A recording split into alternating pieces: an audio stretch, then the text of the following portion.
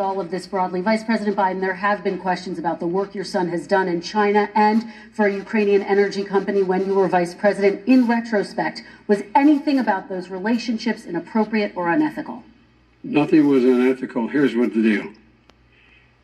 With regard to Ukraine, we had this whole question about whether or not, because he was on the board, I later learned of a Burisma, a company, that somehow I had done something wrong.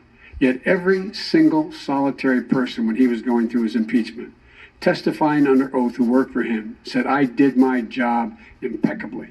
I carried out U.S. policy. Not one single solitary thing was out of line. Not a single thing, number one. Number two, the guy who got in trouble in Ukraine was this guy trying to bribe the Ukrainian government to say something negative about me, which they would not do and did not do because it never, ever, ever happened. My son has not made money in terms of this thing about, what are you talking about, China. I have not had, the only guy who made money from China is this guy. He's the only one. Nobody else has made money from China. President Trump, let me ask my question to you. But could I just, one thing? Very quickly. His son didn't have a job for a long time, was sadly no longer in the military service. I won't get into that.